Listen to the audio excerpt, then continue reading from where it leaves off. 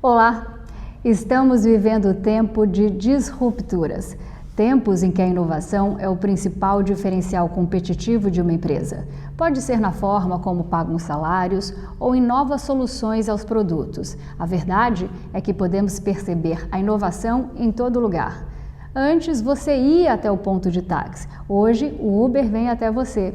Quem não se lembra da dificuldade em ter um telefone fixo aqui no Brasil nos anos 90? Atualmente nós falamos pelo WhatsApp com pessoas no mundo inteiro pela internet. Os rincões do Japão se conectam com o norte de Mato Grosso com apenas um clique na palma da mão. O programa Laura Campos Entrevista de hoje tem o prazer de receber um dos maiores especialistas em inovação do mundo. Ele liderou a implementação do projeto de maior sucesso de transformação da América Latina, a Brastemp. E, em função desse projeto, a empresa passou a constar na lista da Fortune 500, porque em apenas um ano ela aumentou 3 bilhões de dólares em novas receitas e se tornou uma das 100 companhias mais inovadoras do mundo, segundo a revista Business Week, além de ter 3 casos escritos pela Harvard Business School. Eu converso com o empreendedor norte-americano, físico pela California State University, Kip Garland. Olá, Kip, seja bem-vindo ao programa Laura Campos Entrevista. É um prazer estar falando contigo sobre um assunto tão interessante que é inovação disruptiva. Good evening, Laura. Boa noite. Como você pode perceber, eu sou americano. Eu estou muito feliz para estar aqui com o povo do Oeste, que é uma das partes do país que eu mais gosto, e muito mais para falar de assuntos muito próximos ao meu coração. O Kip, eu confesso que eu tenho muita curiosidade sobre o tema inovação disruptiva e, logicamente, eu também tenho muita coisa para lhe perguntar. Mas antes eu queria conhecer um pouquinho mais do Kip Garland. Eu sei que você é formado em física, fala fluentemente o português e é um renomado consultor global de inovação. Aliás, você é fundador da primeira empresa de consultoria e inovação da América Latina. Conta um pouquinho para nós, um pouquinho mais da sua carreira e como é que você veio parar aqui no Brasil. Bom, como qualquer inovação, acho que foi uma descoberta e não uma trajetória deliberada ou uma linha linear. Na verdade, eu cursei física na faculdade e eu estava dando aula de física como professor de física numa carreira bastante acadêmica. Quando eu comecei a perceber, já nos anos 90, a força das inovações saindo do Vale do Silício, eu sou de Califórnia.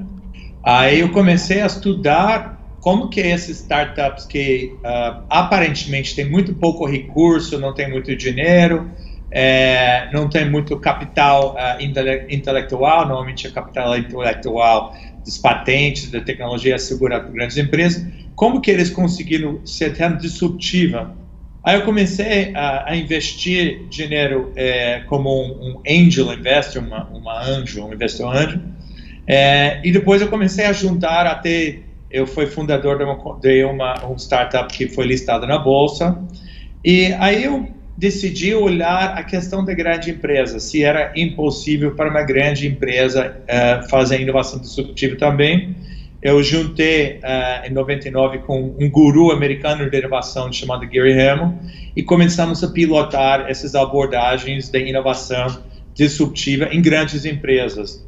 E uma dos nossos cases de sucesso foi até um case que tem Brasil como parte, um case de uma multinacional chamada Whirlpool, que aqui é conhecido como Brastemp e Consul, e ela acaba sendo um case, depois a gente pode conversar um pouco mais sobre ela, escrito no Harvard Business School sobre inovação disruptiva. E aí eu decidi fazer uma consultoria de inovação no Brasil, porque as características da inovação no Brasil são bem distintas. Eu acreditava muito no potencial brasileiro para esse assunto de inovação disruptiva. E é aqui que eu estou, 20 anos depois, ainda engatinhando um pouquinho em português. Kip, no começo do programa eu expus uma série de exemplos de inovações disruptivas que estão bem próximas da realidade de todos nós brasileiros, como o Uber e o WhatsApp, que são 2 aplicativos bastante conhecidos de todos. Eu quero perguntar para você, Kip, que é um dos maiores consultores do assunto, O que é inovação? E eu gostaria que você respondesse a pergunta, se possível, dando alguns exemplos. Ótimo. Então, a inovação, na verdade, ela acontece em dois formatos. Ela acontece no formato que a gente normalmente percebe que é inovação, que é uma melhoria de alguma necessidade que nós temos em nossa vida, né? Então, todos nós temos algumas necessidades básicas. A gente precisa comer, vestir, transportar, e temos necessidades também mais sofisticadas. A gente tem que se sentir realizados, temos que sentir como bons pais, bons amigos, bons maridos. E quando a gente consegue trazer algum modelo de negócio que ajuda a gente a fazer isso, a gente chama isso de inovação. Dentro da inovação, tem duas vertentes. A inovação que sustenta o que a gente já conhece. Então, se eu tenho um carro, eu quero um carro melhor. Se eu tenho comida, eu quero comida melhor.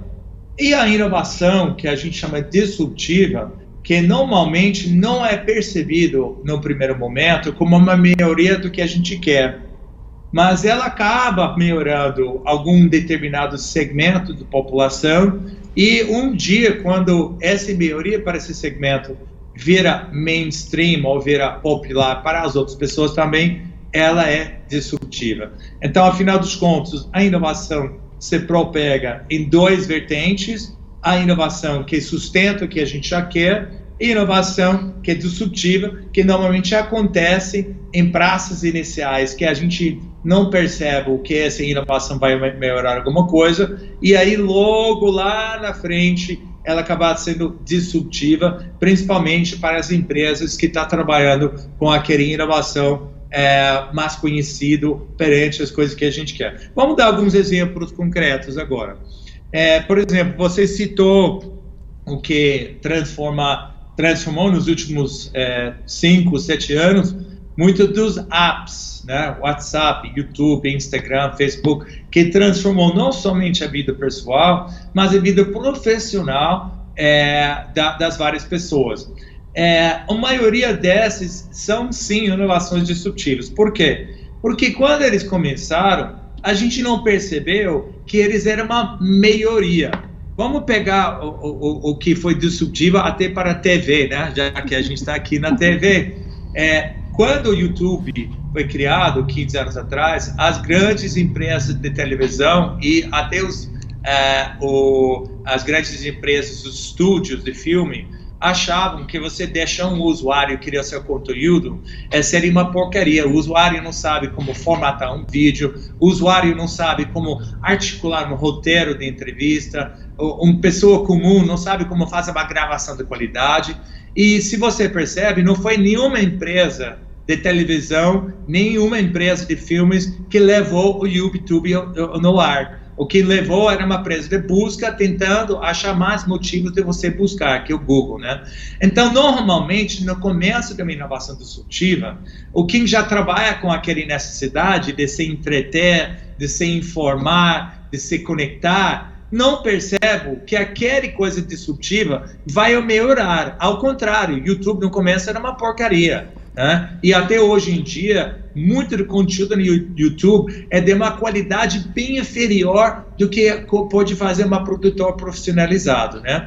Agora, vamos pegar, por exemplo, a televisão digital. Televisão digital é uma melhoria do que a gente já sabe. Ou seja, a gente já espera uma qualidade melhor da televisão, então a gente chama esse tipo de inovação sustentadora. Ela sustenta o que a gente já espera, o que a gente já quer, enquanto o YouTube foi uma inovação disruptiva, porque por os primeiros 5 anos, só as pessoas que gostaram de uma coisa meia qualidade, mas assim, aquele coisa meia, é fora do mainstream, vamos postar lá uma coisa, muitas vezes era coisas até que ninguém queria assistir, ou muitas coisas chatas, e aí, logo ao longo do tempo, ela acaba sendo disruptiva para a própria televisão, porque ela acaba trazendo ferramentas que o próprio usuário pode fazer uma vídeo de qualidade, o próprio usuário pode eventualmente formatar, editar os seus próprios vídeos, né? Não sei se deu para entender esses dois tipos de inovação, mas é muito importante para entender a inovação disruptiva, porque a inovação disruptiva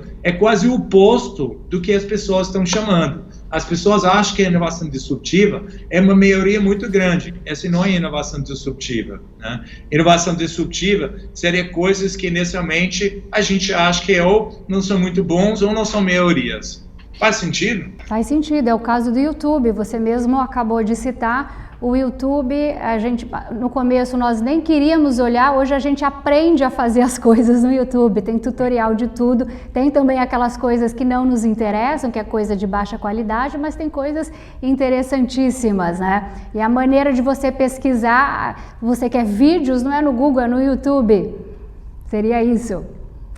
Perfeito. E eu, por exemplo, estava ajudando uma empresa com inovação nesse sentido na mídia 10 anos atrás, e eles acharam que o YouTube era terrível, que nunca daria certo, não queriam entrar nisso, e por isso nenhuma das empresas, nem da televisão, nem do filme, inventou o YouTube. Precisava ser uma empresa fora daquele ambiente, fora do ambiente de criação de qualidade profissional, para enxergar que um dia as pessoas vão querer fazer para eles mesmos. Eles preferiam ver um vídeo feito para um amigo ou uma colega do que uma coisa profissionalmente produzida, por exemplo. Kip, você liderou o maior processo não só de inovação, mas também de transformação aqui da América Latina. Em função desse projeto que você atuou, a empresa passou a constar na lista da Fortune 500. Né? A empresa dobrou de valor, adicionando 3 bilhões de dólares ao ano em novas receitas, além de se tornar uma das 100 companhias mais inovadoras do mundo, segundo a revista Business Week. Aliás, esse seu projeto, inclusive, foi parar na Harvard Business School como um case de sucesso. Eu queria que você contasse um pouquinho mais desse projeto que você acabou de citar na primeira pergunta, né, que é o Aeropoa Brastemp Consul. Perfeito, é exatamente essa empresa, só que a gente fez o projeto globalmente, então a gente fez Ásia, Europa, Estados Unidos e América Latina, tudo no mesmo momento, porque a gente acreditava que todo mundo poderia contribuir com inovação de uma forma igual. Aí a grande pergunta é, como que você faz exatamente uma grande empresa conseguir inovar? A gente sabe que grandes empresas têm várias vantagens, por exemplo, eles têm dinheiro, têm cliente, têm marca, tem canais de distribuição, mas também a gente sabe que grande empresa tem muito acomodação, muita burocracia, muitos níveis de aprovação, muitas vezes a grande empresa não enxerga uma tecnologia inovadora, etc. Tá? Então, a grande mudança que a gente precisa provocar nas grandes empresas, aí a gente vai chegar nas empresas pequenas e médias também, porque eles são tão importantes no Brasil quanto o grande, é o que a gente chama o mindset, ou o modelo mental. Né? Porque quando eu falei, por exemplo, é óbvio, se eu tenho uma televisão normal, televisão 4K, ou uma televisão digital, é uma maioria. É óbvio que se eu trabalho com esse negócio, vou querer melhorar esse produto. Não é muito óbvio que eu vou querer mexer mão de massa numa website que deixa qualquer pessoa colocar qualquer porcaria. Mas o fundo para a gente aceitar a inovação, nós temos que não somente ter métodos de experimentação mais robustos e métodos de testar premissas sobre as nossas oportunidades, mas a gente tem que mudar a nosso mindset, o nosso modelo mental. Eu vou te dar um exemplo bem concreto na própria Brastemp. Uma das inovações que a gente criou lá foi um serviço, né, de água de qualidade. Tá?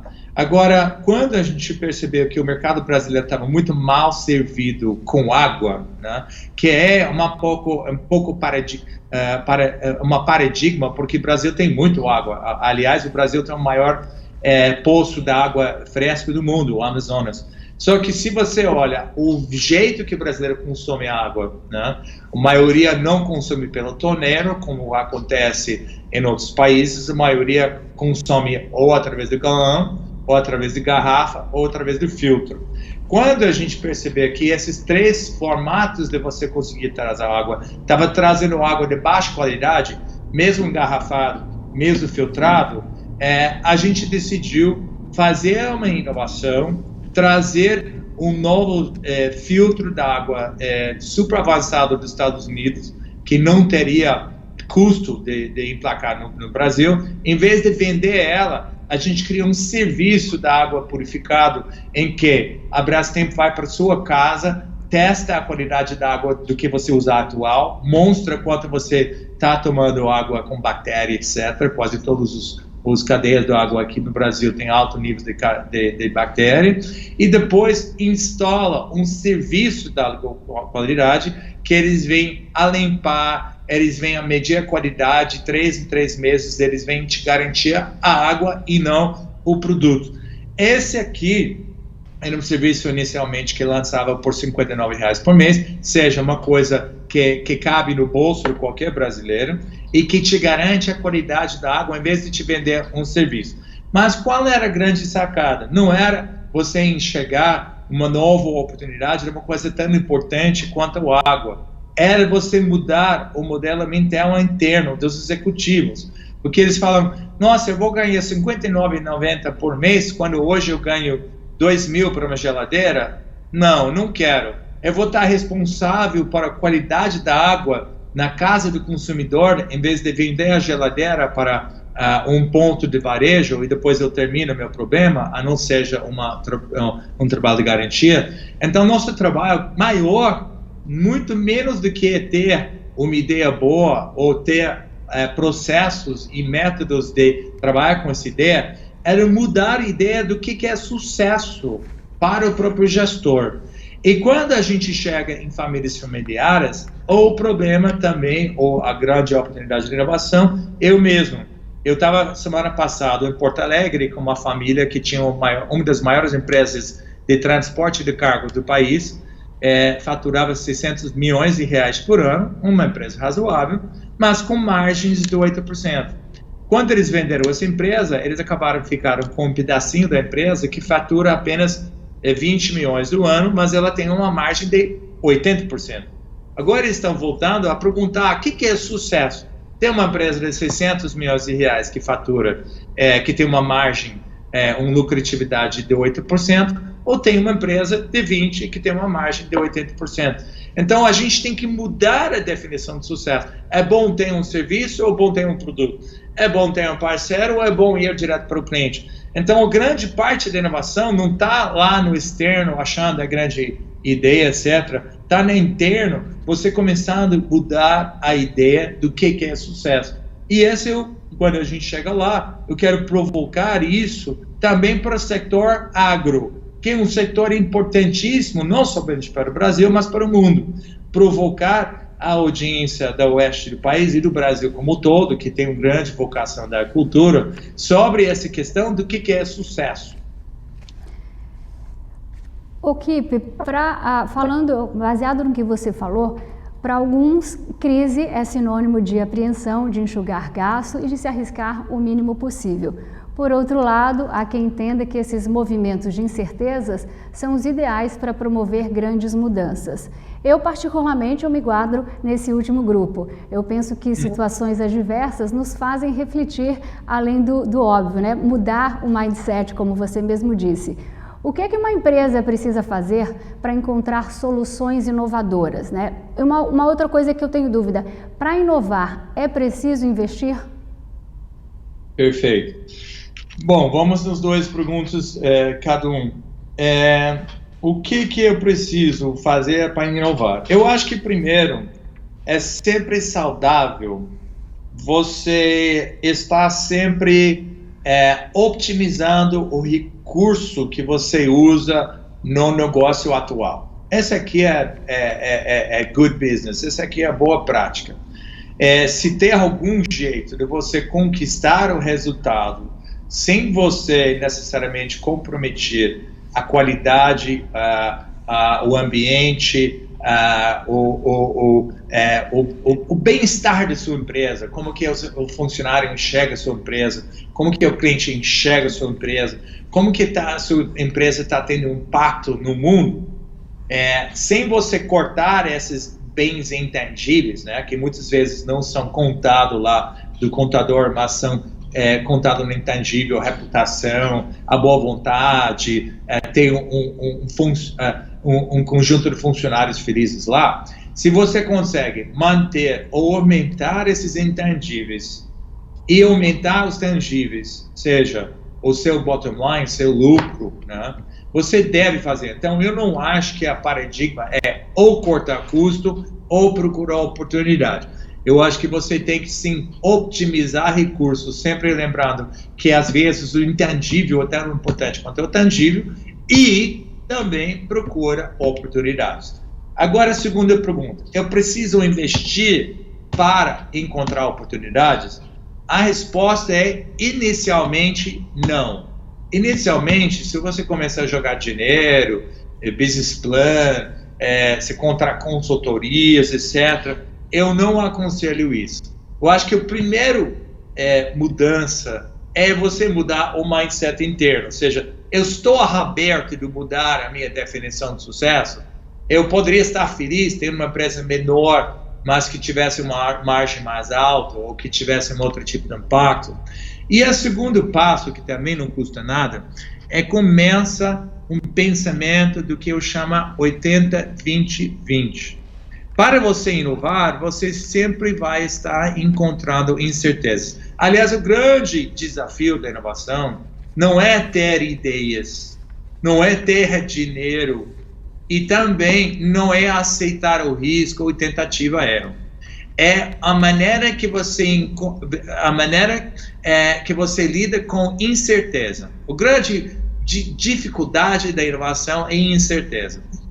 E esse aumento com uma empresa de sucesso, seja uma empresa pequena, média ou grande, o mais que ela tem certezas, que ela já fez isso não sei quantas vezes, já tem processos construídos robustos, ou menos que ela está preparado para alguma coisa de incerteza. Então temos que mudar o mindset e falar, olha, eu quero testar coisas que têm maiores incertezas, modelos de negócios, como esse da água que eu te contei, que é um modelo de negócio totalmente diferente para uma empresa que vende um produto, né?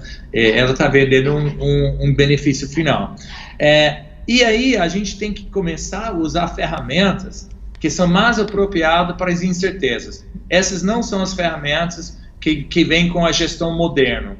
Eu vejo a gestão moderna com inovação um passivo e não um ativo, que é a gestão moderna, que usa ferramentas de planejamento, análise, tomada de decisão, trabalha muito com incerteza. A gente precisa de ferramentas que trabalham trabalham muito com certeza. A gente precisa muito de coisas que trabalham com incerteza. E o primeiro conjunto de ferramentas que a gente precisa para inovar, que não custa nada, é uma mentalidade 80-20-20. O que é essa mentalidade? Eu preciso 80% das informações sobre essa incerteza em 20% do tempo, com 20% do recurso. Ou seja, eu preciso começar a desdobrar essas incertezas com maneiras que eu consigo fazer rápido e barato. E aí, para fazer isso, eu aconselho qualquer empresário, qualquer pessoa que está querendo equilibrar essa questão de maximizar e optimizar o modelo atual com explorar novos modelos, uma abordagem bem intuitiva, bem simples, que não custa nada, dentro dessa linha da 80-20-20, 80% da informação que você precisa em 20% do tempo com 20% dos recursos, chamada 5x5x5x5x5. O que é isso? Eu vou pegar 5 times de 5 pessoas e dar para eles 5 dias para criar 5 experimentos que custa R$5.000 e demora 5 semanas. Se você faz isso, pode ser que você não tem 5 dias para dar para 25 pessoas. Então pega 5 pessoas e fazer 5 horas e dá para eles, não importa se são 5 dias, 5 horas, 5 times, 5 pessoas, mas eu te garanto, se você usa a inteligência coletiva, e aí esses times têm que ser multidisciplinar, uma pessoa de marketing, uma pessoa de vendas, uma pessoa operacional, uma pessoa finanças, uma pessoa eventualmente RH ou outra área aí. Então, essas técnicas não custam dinheiro, eles custam você um modelo de você começar a encarar a inovação como incerteza e você começa a trabalhar com as incertezas envolvidas.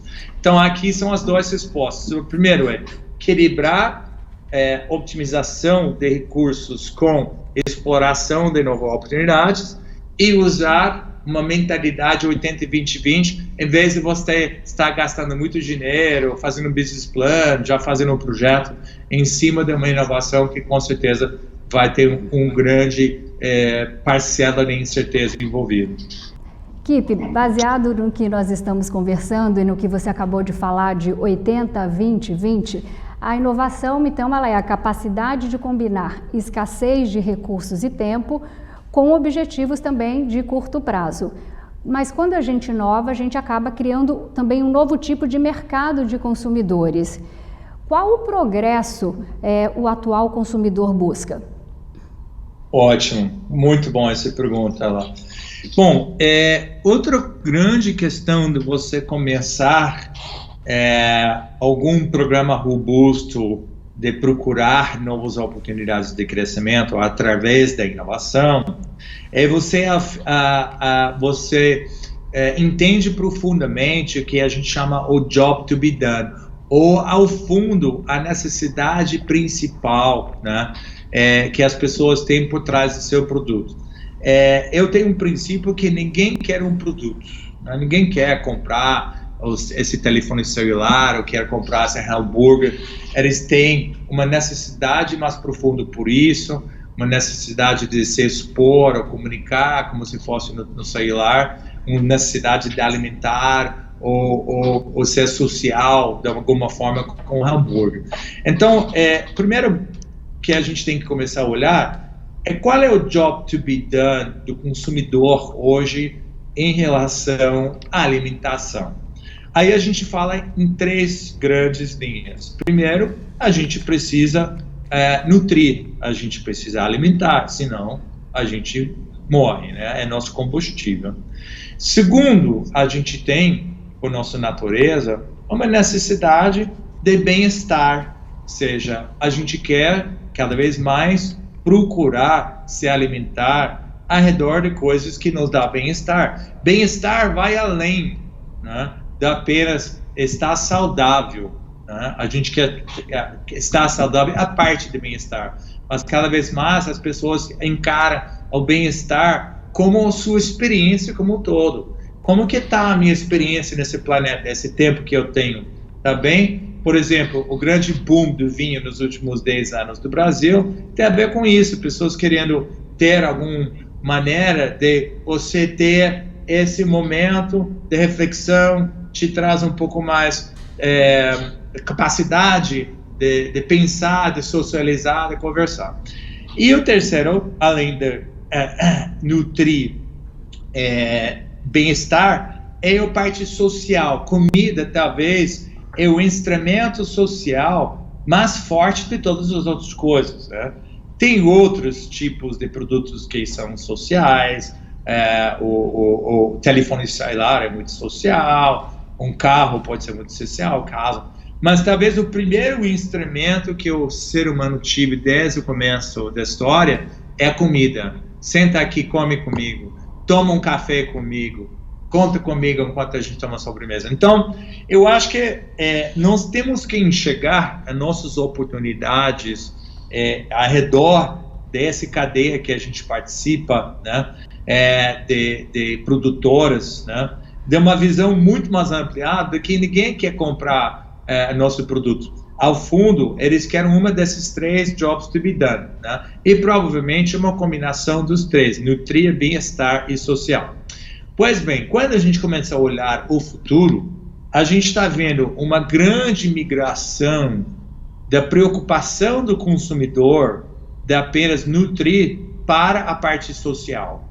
A comida está cada vez mais um instrumento social e não dá para negar isso. Então, cada vez mais as pessoas querem saber o que essa comida representa socialmente para mim, né? Então, nós temos que começar a investigar oportunidades 80-20-20, usando o experimento 5x5x5x5x5, criando, né, inputs, né, ou criando elementos, né, matéria-prima, que vai ajudar esses 3 jobs to be done. Sem esquecendo que o primeiro job de nutrir vai continuar existindo. Sempre vamos ter que nutrir. Só que para você se diferenciar, crescer, deixar um patrimônio para o futuro, ter impacto no seu negócio, você cada vez mais vai ter que lembrar desses outros 2 elementos, bem-estar e a parte social.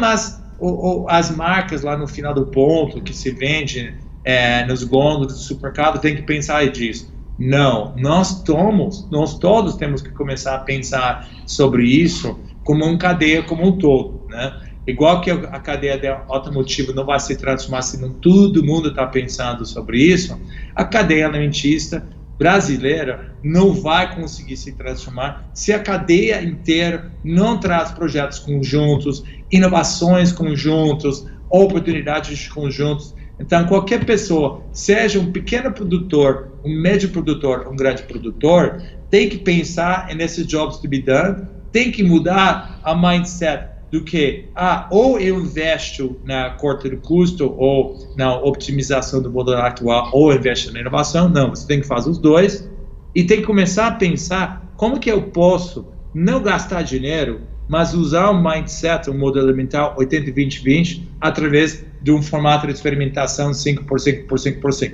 Eu já trabalhei com empresa muito pequena, com essa modalidade, com essa abordagem, e dá certo. E eu também já trabalhei com multinacional de 250 bilhões de dólares por ano, a Mercedes-Benz, que a gente usou esse mesmo mindset. Eles têm 260 mil funcionários e ela funciona igualmente. Então, eu não acredito muito nessa coisa, sou pequeno, não posso fazer. Muitas vezes o pequeno pode fazer melhor do que o grande. É Brasil, é diferente. Desculpa, Brasil, as pessoas têm esses 3 mesmos jobs to be done, nutrir, né, bem-estar e a parte social. Então, essas desculpas de ser, no Brasil é diferente, a pequena empresa é diferente, é parte do desafio de mudança mental para a minha visão. Kip, como nós estamos conversando, a inovação, além dela facilitar a vida das pessoas, ela também acaba alavancando a receita de muitas empresas, seja da pequena ou das grandes, o modelo é o mesmo, desde que você mude o seu mindset, né? Por que muitos empreendedores eles têm essa dificuldade em inovar ou nem sempre os investimentos têm o impacto esperado? Você acredita que é porque eles não conseguiram identificar o job to be done? Eu concordo que a grande parte do problema é que quando a gente começa a ter sucesso, a gente identifica a nossa empresa através do nosso produto e não do job to be done do cliente. Ou seja, porque não foi nenhuma montadora que inventou Uber, Lyft, Cabify, 99 Táxi. Porque todos eles acharam que nós somos empresas do carro e nós não somos empresas de transporte. Ou seja, todas essas inovações acontecem fora do setor que eles devem ter acontecido, porque o setor identifica muito com o seu produto, em vez do job to be done do consumidor. Ou seja, por muitas pessoas, inclusive eu me transportar é muito mais fácil do Uber do que eu entrar no meu carro, sair no trânsito, achar um lugar para estacionar, leva uma multa no processo, paga uma IPTU no processo, paga um seguro no processo, etc. Então, exatamente o que você falou, as grandes empresas acabam sendo, de uma certa forma, cego com o seu produto. Esse infelizmente, torna eles com menos oportunidades de olhar no job to be done, e aí o inovador que não tem o produto vai falar, eu não tenho o produto, nem quer. O Uber não é dono de nenhum carro do mundo, né? O Uber é dono do job to be done. E ela melhorou todas aquelas questões do job que estava errado, tem que procurar estacionamento, tem que ir até o ponto de táxi, mas o ponto de táxi não tem carro agora, o problema é tua, né? Então eu concordo plenamente que precisamos pensar menos no nosso produto e mais no job to be done do cliente. E aí, por isso, quando a gente chega no agronegócio, eu vejo muito lavoura com boas intenções, muito até multinacional, pensando muito no seu produto ainda, e não no job to be done, ou do cadeia, ou do cliente final. Vamos para um rápido intervalo comercial. Já voltamos com um dos mais renomados consultores global em inovação, Kip Garland.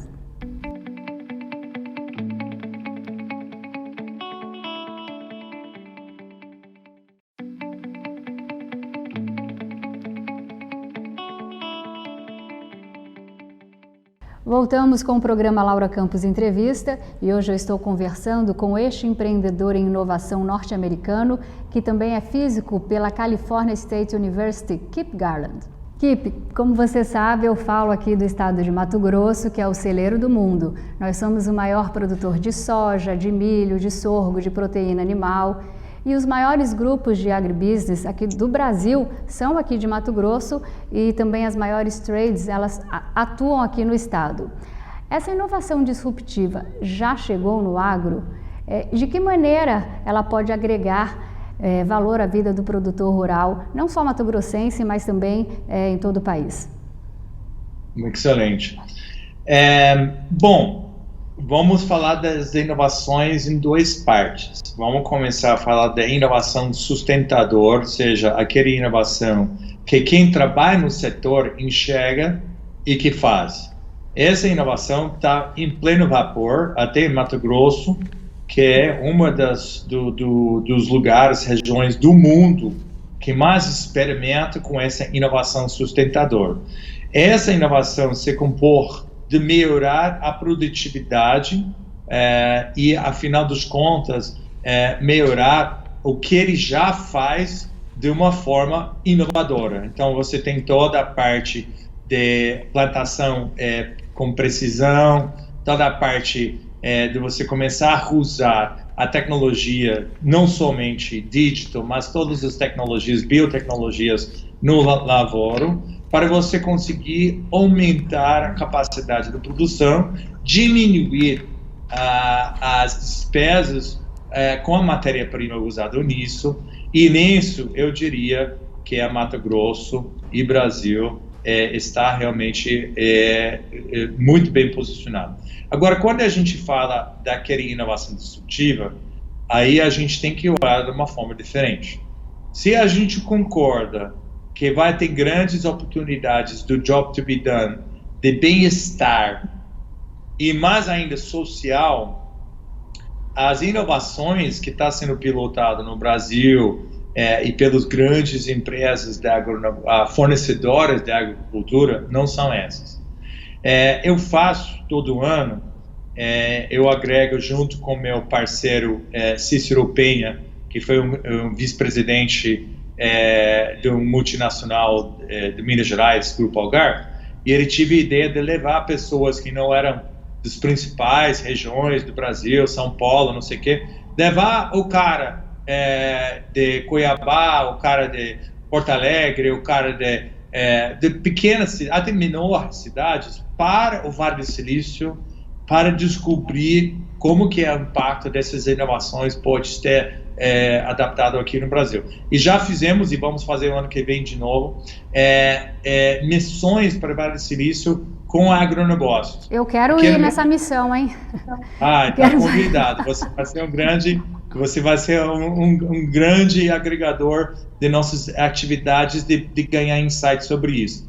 E a gente visitou, por exemplo, o Silicon Valley Labs do IBM, a gente visitou toda a parte do robô, né, dos equipamentos que vai acabar tirando o mão de obra lá, o trator que não tem mais, tem uma que a gente viu, é um trator que, afinal dos contas, pega o seu equipamento existente e torna ela um robô sem você precisar comprar novo equipamento. Porque todo mundo fala, vai ser muito caro. Então tá, vamos pegar o que você tem, a gente já torna ela um robô.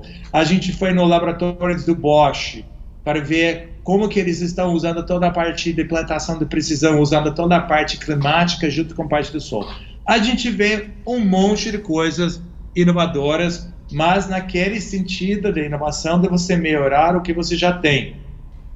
E nós fomos a um cara indiano da Índia, que foi criado no país, um dos países mais pobres do mundo, que tinha basicamente uma plantação que sustentava a família dele, que criou um negócio para chamar pessoas. Agora estou falando californianos. Californianos têm uma média de salário maior dos Estados Unidos. Então a gente está falando dos Estados Unidos, a gente está falando o classe AA dos Estados Unidos, que está perguntando, depois de 20, 30, 40 anos trabalhando em grande empresa, o que eu estou fazendo com a minha vida?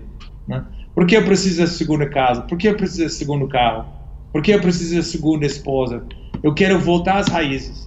E essas pessoas estão indo para esse indiano, em Califórnia, pedindo para ele como que eu faço uma plantação de vida simples. Eu quero morar numa vida simples, eu quero criar a comida que eu como, eu quero viver vida simples. Então essas pessoas trabalham no Facebook, no Salesforce, no WhatsApp, no YouTube, no Uber, tá indo para ele mostrar para eles como que você faz uma plantação para uma família só, viver uma vida puro, socialmente mais simples e, afinal dos contos, mais saudável. Quando os nossos agronegócios falaram isso, os olhos deles ficaram falando, como é que eu vou combater se a gente volta ao mundo que cada pessoa produz o que come? Não tem tecnologia que vai melhorar o meu negócio se de repente a gente volta a um modelo de vida simples. Agora, esse vai acontecer no Brasil? Não vai acontecer amanhã. Mas essa ideia que a gente sabe da vida mais simples, de saber exatamente de onde vem essa comida, de ter pessoas ajudando você em uma atividade social tão forte quanto cozinhar ou quanto até produzir os alimentos que estão na cozinha, é um exemplo da inovação disruptiva. Por que é disruptiva?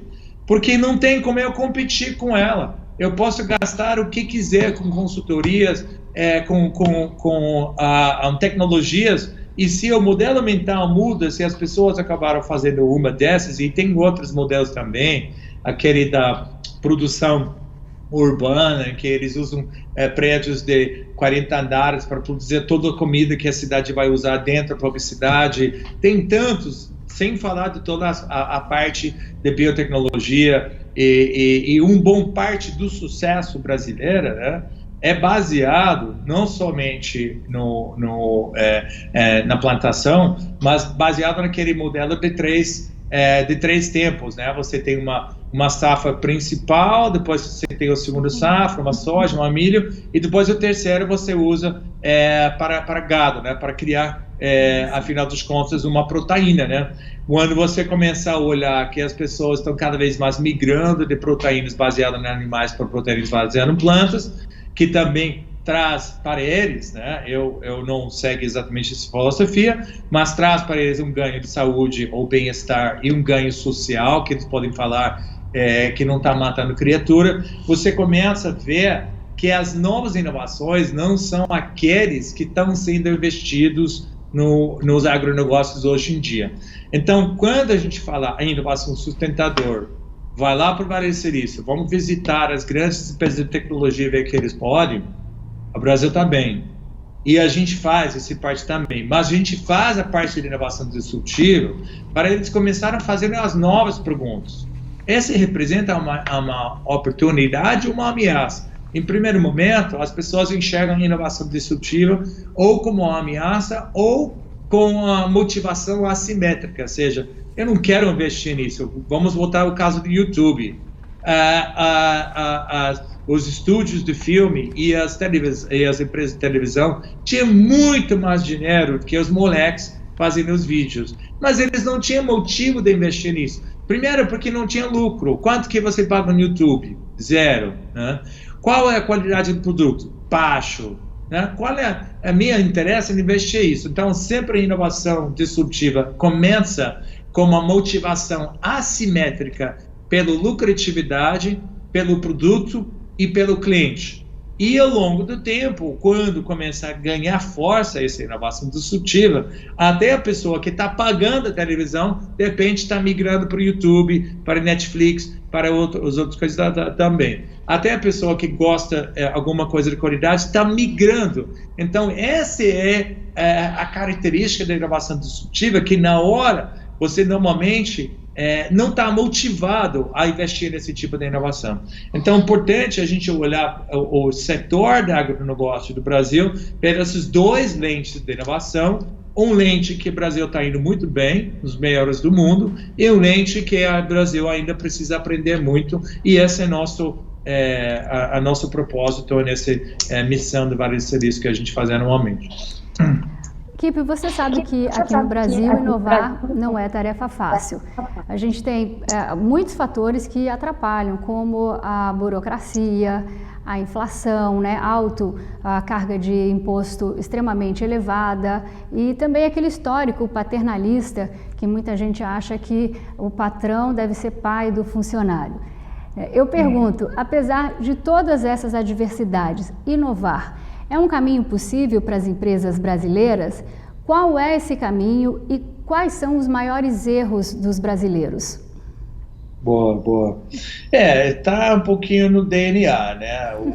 Os Estados Unidos, por exemplo, meu país, nunca tive um rei, né? Enquanto o Brasil fez a sua própria separação colonial, apesar que os dois países são colonizados, né? Até por países vizinhos, quase vizinhos europeus, né? Uma das grandes diferenças é que o Brasil tinha um rei e os Estados Unidos nunca tinham um rei. Então, a definição de sucesso do nobreza é você manter esse poder. E quando você olha a divisão do Brasil em dois pedaços, o lado de Espanha e o lado português, essa situação piorou porque necessitava, não tinha mão de obra tão fácil aqui no Brasil como tinha na outra parte, tinha as tecas, as incas, as maias. O Brasil precisava começar a importar escravos para ter realmente pessoas que podem trabalhar num país tão grande quanto o Brasil. Então, a gente já tem um modelo que vem do nosso próprio DNA e um modelo de preservação, que muitos dos primeiros empreendedores no Brasil estavam colocados lá pelo colonial para tentar preservar essa terra, né? E não para conquistar, né? A própria definição de nobreza é manter o poder e também não trabalhar, não? Nobre não trabalha, né? Então temos esse no DNA, a definição de sucesso, esse não dá para mudar muito. Temos a parte patriarcal que você falou lá, e só que a gente normalmente enxerga o outro, mas não a gente.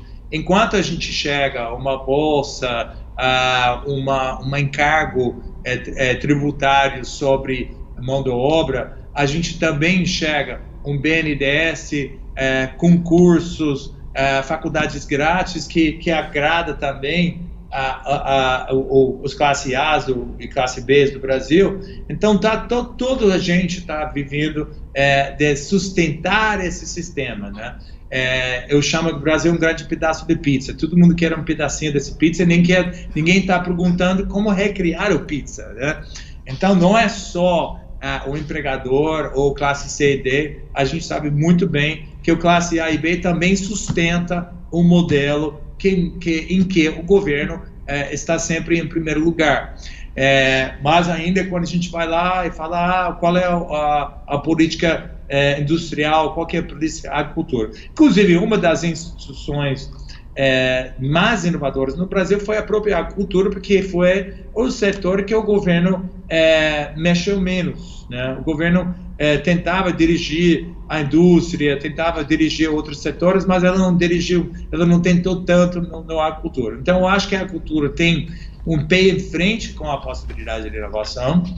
Eu acho que temos que depender menos tem muitos, e eu sou totalmente contra muitos subsídios de inovação do governo, sou contra. Então, em primeiro lugar, não iria falar, vai lá no programa do bem, vai lá no programa não sei o quê, pega seu dinheiro do governo, essa é pega mais a pizza, né? A primeira coisa, quando a gente quer inovar, é vamos ver se o governo tem alguma coisa para nos oferecer. Se o governo tem algum projeto ou alguma coisa que pode nos ajudar, né? Tá errado, né? O governo nunca inovou em nada, e nenhuma inovação foi criada pelo governo, nenhuma. Então, essa é a primeira coisa errada, que a gente tenta ver se tem um programa. Esse programa sempre acabar se agradando o governo ou a natureza do programa, e não é uma coisa que realmente vai inovar, nada sai desses programas, e eles são caros. Então, a primeira coisa que eu queria falar é não pegar esse pedaço de pizza nos programas de inovação governamentais. A segunda coisa, é muito difícil você inovar sozinho, muito mais num setor como agro. Então, a primeira coisa que eu iria fazer e provavelmente no primeiro momento é muito difícil você inovar apenas com algum outro colega que faz o mesmo que você faz. Pelo menos inovar naquele coisa disruptiva. Inovar, quer dizer, faz a melhor prática, ver que o vizinho está fazendo e fazer, tudo bem. Agora, realmente começar a olhar esses jobs de nutrir bem-estar e social, você vai ter que criar, eventualmente, um grupo que tem vários elementos de cadeia, um consumidor, um varejo, eventualmente algum produtor de algum tipo de comida, alguma agregador que vende alguma input, alguma matéria-prima para esse produtor, né? Então, onde eu iria começar? Eu iria começar tentando juntar um grupo, né, que tem uma ponto de vista mais integrado sobre o job to be done, né? E não apenas o meu pedaço desse cadeia, tá? Aí eu iria dar esse desafio, 80-20-20. Como que a gente olha as grandes incertezas do futuro, desde o modelo em que pessoas estão alimentando, as questões sociais que cada vez mais são importantes na escolha de que tipo de produto eles vão comer. Eu não sei quanto do audiência aqui conhece do front label, mas provavelmente no máximo 2023 ou em 2022, o Brasil vai implementar um programa de etiqueta por frente, que já foi implementado em Chile faz 6 anos. Os resultados desse programa é que dentro de 2 anos, vários produtos comuns no dia a dia, aqui no Brasil seria bolacha, acabaram despencando 80% da venda por causa dessa etiqueta por frente. O que faz essa etiqueta por frente? É igual que um cigarro. Ela já fala produto alto gorduroso, produto alto açúcar, e está bem na cara do frente do produto. Então, tive setores dentro do Chile que foram devastados por não pensar de uma forma inovadora sobre os jobs to be done e não levar a sério a parte social e a parte do bem-estar. Foram empresas pequenas, médias e grandes que quebraram. E o governo não ajudou nada, falou, olha, desculpa, eu te falei, faz 5 anos, que nós vamos implementar um programa de front label, né, de etiqueta por frente, e o Brasil já está com esse pauta, tem um grande lobby. Aqui já foi aprovada a nova rotulagem dos alimentos, já tem acho que uns 2 anos, já deve estar para ser inserida. E olha os resultados na Chile. Claro que o Chile é um país muito menor, mas se você olha as porcentagens dos produtos específicos, o chileno come muito cereal, né? Aquele cereal na café da manhã, esse despencou quase 80% desde que o programa entrou. Então, essas questões, eu iria criar um grupo, né, de 5, 6 membros, né, com encontros frequentes, né, sem gastar muito dinheiro, com esses que eu chamo Powerful Questions, né? Quais são as perguntas do futuro, né? Essa parte social vai impactar ou não, esse não. E aí começa o pensamento de 80-20-20, né? Não gasta muito dinheiro, em cima de experimento 5x5x5x5x5. O que dá para fazer em 5 dias? O que dá para fazer em 5 semanas? O que dá para fazer por R$500? O que dá para fazer por 5 mil? O que dá para fazer com 5 pessoas? O que dá para fazer... Essa mentalidade, claro, que vai ser uma mentalidade que acho muito coisa que talvez não rende, mas você gastou pouco, e vai descobrir realmente as inovações disruptivas muito mais rápido do que você esperar alguém chegar para você e falar, desculpa, a hotelagem de frente está chegando no ano que vem, se vira, né? Então esse eu acho que é o que eu faria se eu fosse no lugar de uma produtora de agronegócio hoje em dia. Grupo multidisciplinar para usar a inteligência coletiva, né? Pegar uma meia dúzia de powerful questions, aquelas questões do negócio que são mais importantes para o nosso futuro, e começa com essa ideia do 80-20-20, usando experimentos 5x5x5x5x5.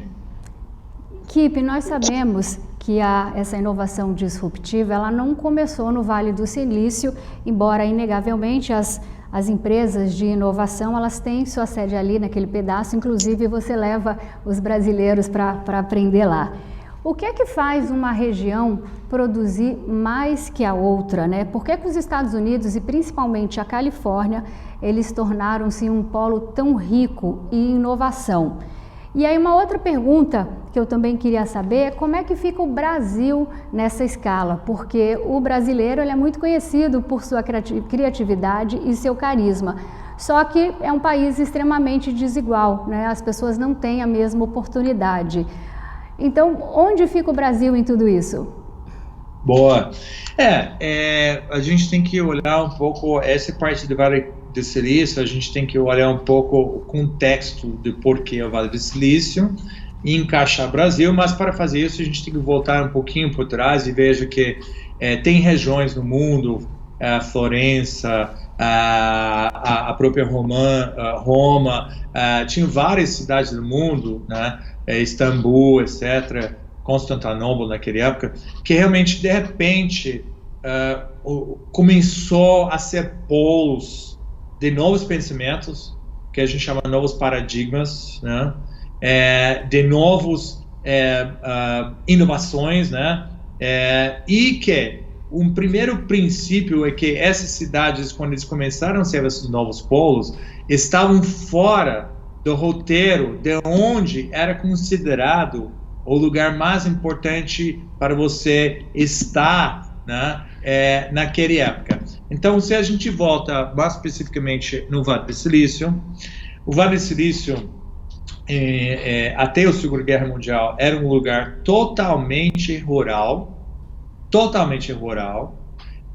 não tinha nada, tinha só fazendas, principalmente de laranja, frutas, etc. Quando ela começou a desenvolver algumas competências, principalmente em micro-ondas, porque quando os Estados Unidos foi atacado pela primeira vez pela costa oeste, né, pelos japoneses, eles precisavam começar realmente se fortalecer com barcos na costa oeste. Para você comunicar com o barco, naquela época eles usavam micro-ondas. Então, o grande polo da economia americano até a Segunda Guerra Mundial era a costa leste, Estados Unidos, Nova York, New Jersey, Pensilvânia, etc. Então, a primeira característica do Vale do Silício é que ela era fora, ela não era o lugar para você estar, era um lugar de fazendeiro, né? O que aconteceu? Por ser um lugar que pensava diferente, que tinha outros paradigmas, outras definições de sucesso, começou pessoas que questionavam, né? E o primeiro grupo de pessoas que questionavam o formato que a gente usava dentro dos eletrodomésticos, que chamavam tubo. Um tubo era como você controlava a eletricidade em todo o aparelho, televisão, rádio, etc., antes do transistor. Então, o transistor começou no Vale do Silício justamente porque as grandes empresas na costa leste achavam que não daria certo, porque ela tinha uma potência muito baixa, ela era muito ruim. Todas essas coisas que a gente fala do YouTube, né, é muito ruim, baixa qualidade, qualquer pode fazer, era exatamente como o transistor começou no Vale do Silício, que as grandes empresas da costa leste não acreditavam. Bom, o transistor que começou apenas conseguindo com produtos muito simples e muito ruins, acaba crescendo, E até o momento que as grandes empresas na Costa Leste, que hoje em dia a gente nem lembra deles, mas eu lembro como moleque, uma televisão RCA, uma televisão Zenith, um rádio, desses várias marcas que hoje em dia a gente não lembra, porque até o transistor começar realmente emplacar nos TVs, etc., né, começou a dominar essa tecnologia na Costa Oeste. Agora vamos para o Brasil. Eu acho que o Brasil tem um queijo e faca na mão. Por quê? Cada vez mais a gente acredita, nossos filhos, por exemplo, e até eu, está largando um pouco esse modelo governo que vai solucionar, quem sabe que vai ser o novo governo que vai determinar o Brasil. Quem vai determinar o Brasil é a gente, né? Quem vai determinar o Brasil é a gente. Então, cada vez mais, essa mentalidade brasileira do passado, do nobreza, do patriarquia, etc., está desfazendo e vai fazer em cada geração que as pessoas acreditam que eles podem fazer. Eu posso empreender, eu posso criar o meu vídeo e editar ela mesmo, eu posso, né? Então, o Brasil tem essa tendência, né, de largar de visão que o governo vai ser a solução. Segundo, Brasil é fora da rota, né? Quando você olha as rotas da inovação hoje em dia, China, Estados Unidos, Europa, Brasil não está nem no 15º lugar, ela está fora. Apesar do que o brasileiro tem a capacidade de pensar diferente. Então, segunda questão, o Brasil pode ser a Vale do Silício? Ela pode sim, porque ela está fora do roteiro, ela tem a capacidade de pensar diferente e ela está largando aos poucos a essa questão que é o governo é a solução, tá? Então, para mim, o que falta? Falta a gente acreditar na gente, né? É por isso eu levo as pessoas para o Vale do Silício e eu volto, não para eles verem e falar que bonito, é para eles falarem, o que disso eu quero fazer aqui no Brasil? O que é isso? O que é essa tanta inovação sustentadora que pelo amor de Deus, inovação sustentadora é muito bom, eu não tô desprezando ela.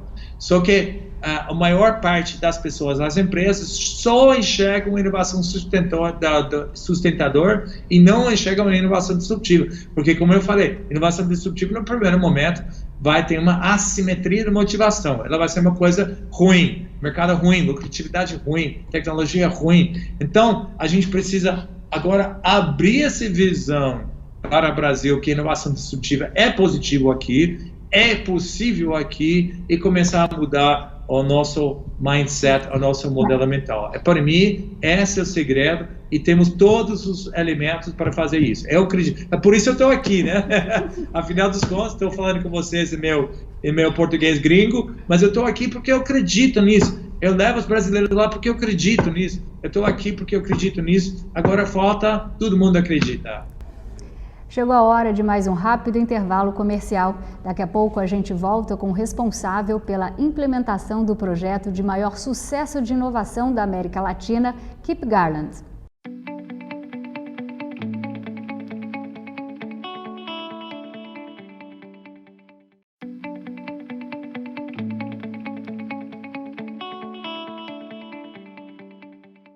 Estamos de volta com o programa Laura Campos Entrevista e aqui comigo um empreendedor que tem 3 casos escritos pela Harvard Business School como cases de sucesso. Eu estou recebendo Kip Garland. Kip, a inovação disruptiva ela tem nas mídias sociais como Facebook, WhatsApp ou Twitter, até o Instagram, alguns dos seus símbolos máximos. Depois da chegada das redes sociais, é claro, o mundo ficou menor, muito mais comunicativo, mas também muito mais perigoso.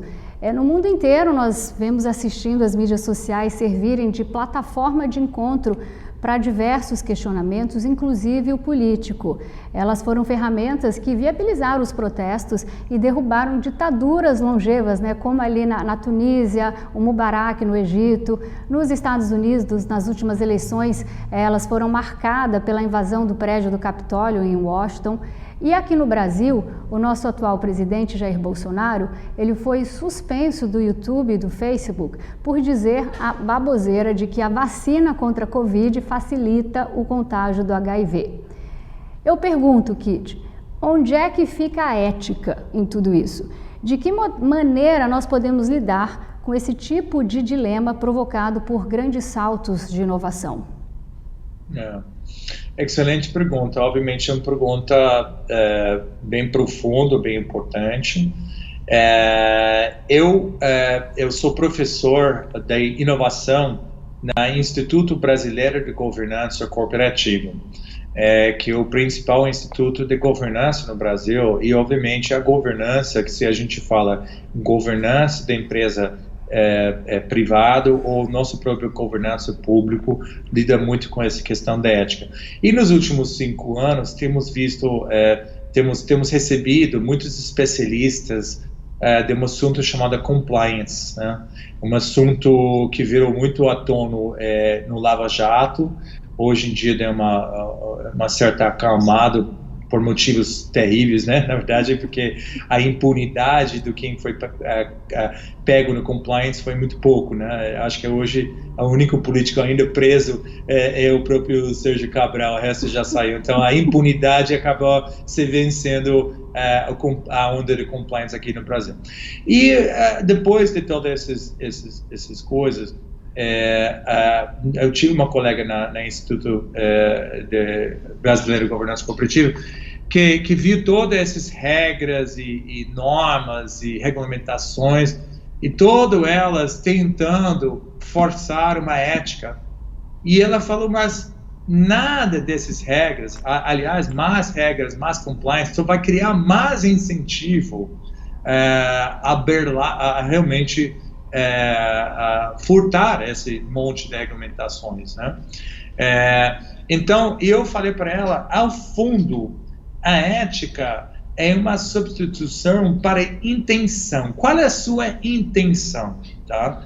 Então, quando a gente fala ética, algumas pessoas podem achar certo ou não beber álcool, pode achar certo ou não uma mulher veste de uma certa forma, um homem usa certas palavras, assim ou não. Sempre vamos ter que respeitar que a ética de um não é a ética da outra.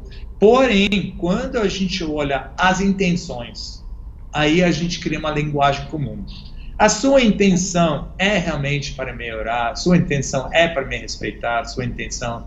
E quando a gente começar a olhar ao fundo, essa onda de mídia social tem uma intenção muito individualista, de eu me promover, de eu ter likes, curtições, etc.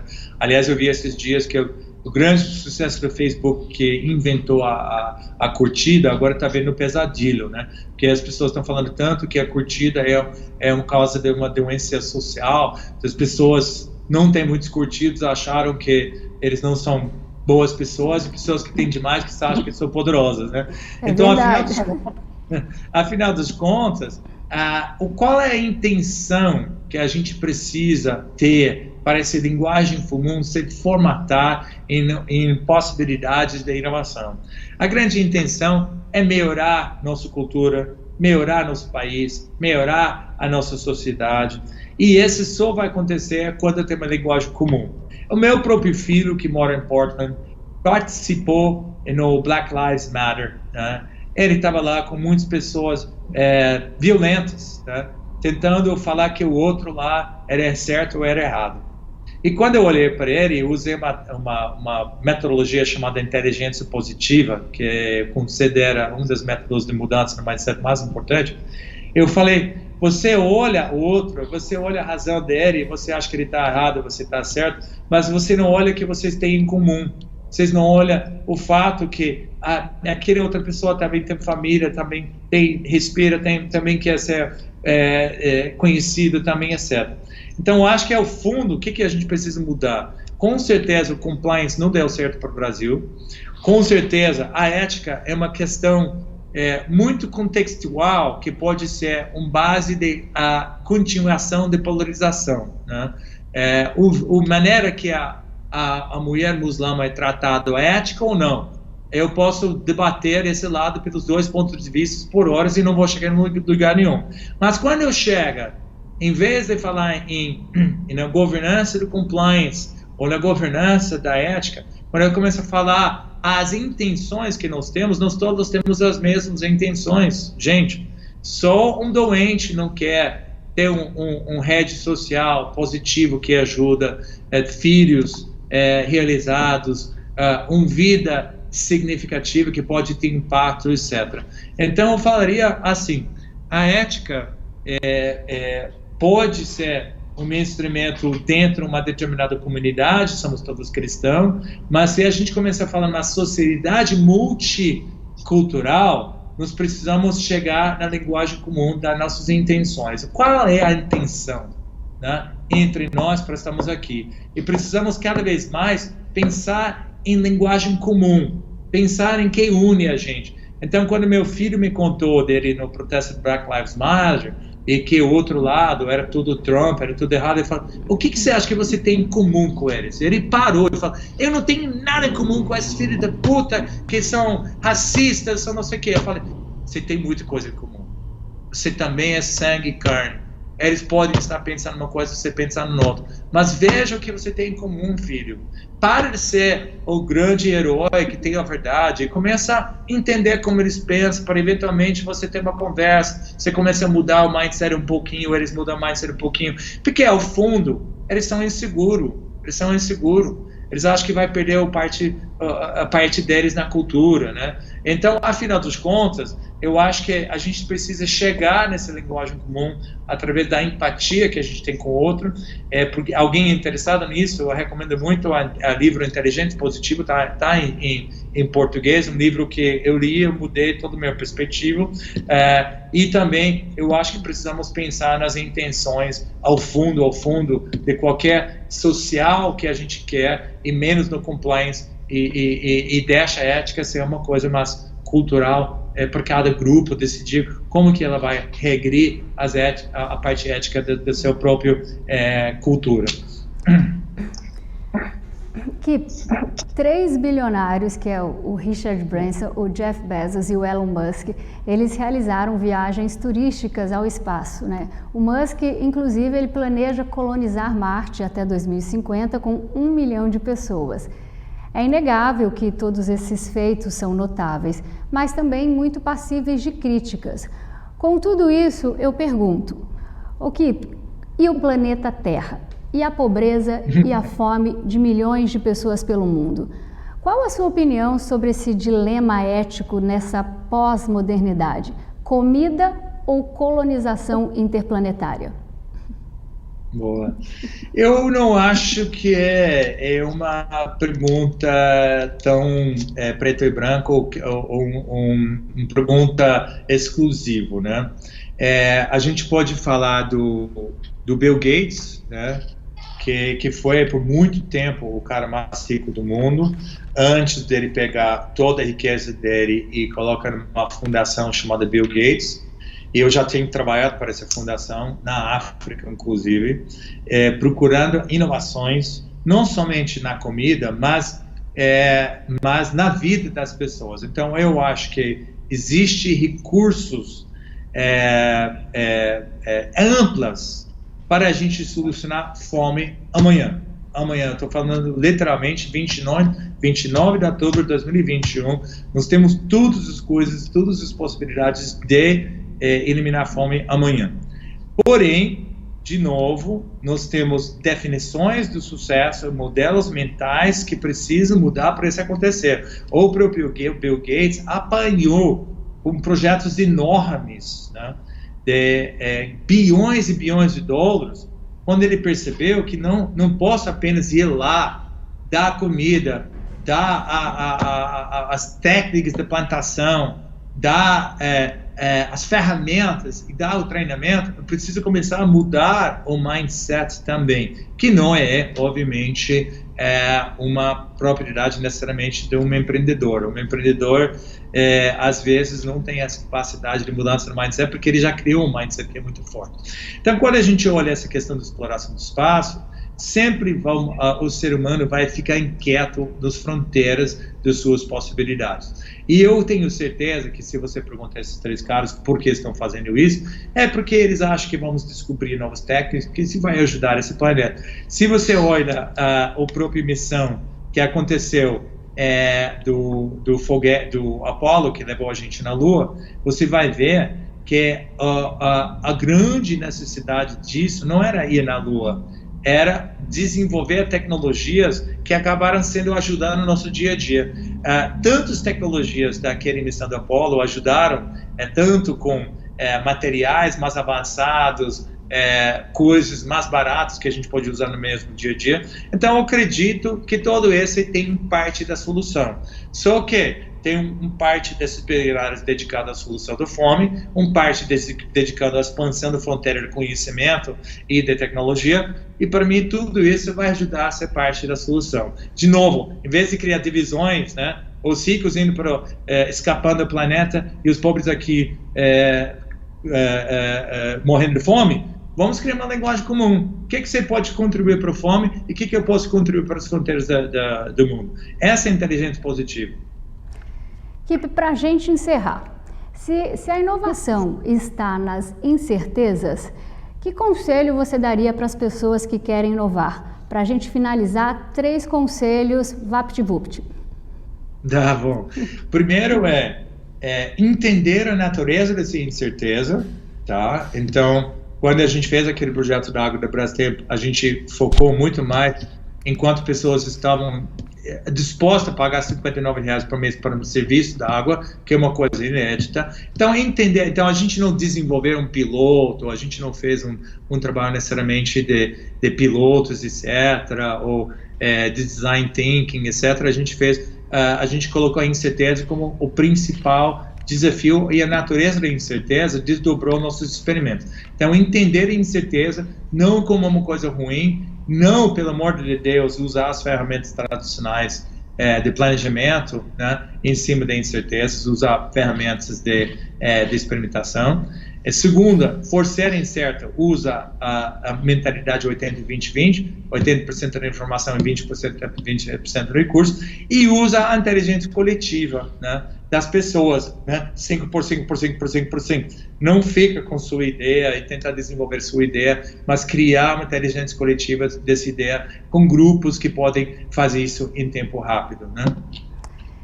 Kip Garland, muito obrigada pela entrevista, pelo seu tempo, pela aula valiosíssima. Eu aprendi muito, eu tenho certeza que todos os nossos telespectadores em todo o estado de Mato Grosso, também em todo o Brasil, também aprenderam muito com todos os seus ensinamentos. Obrigado. E eu gosto muito dessa região do país, eu vou muito, inclusive, acho que para o próprio Natal eu vou estar indo no Pantanal da Verdade, que é mais para esse lado do que o sul, e eu sempre gosto de trocar ideias, porque quem quer me achar no LinkedIn ou em algum lugar, eu gosto de trocar ideias e fomentar e estimular isso como parte de como eu cresço como pessoa também. Acho que eu sou a única Kip Garland com P, né, K-I-P, Garland como a famosa atriz Judy Garland. Por quem quiser trocar uma ideia, seria muito feliz de trocar uma ideia com quem quer falar sobre inovação e particularmente a inovação disruptiva. Obrigado muito pela oportunidade de estar aqui com vocês. Equipe, venha mesmo ao Pantanal, nós temos uma fazenda lá, não recomendo agora, não é a melhor época, porque nós estamos na Piracema e tem muito mosquito, né? Mas vale a pena conhecer com certeza, para mim é o melhor lugar do mundo. E volte sempre, venha a Mato Grosso, quando você quiser, vem aqui também na TV Brasil Oeste. Tá bom? Obrigada. Obrigado. E a você que nos acompanhou, meu muito obrigada, continue ligado aqui na programação da TBO, a TV que você se vê.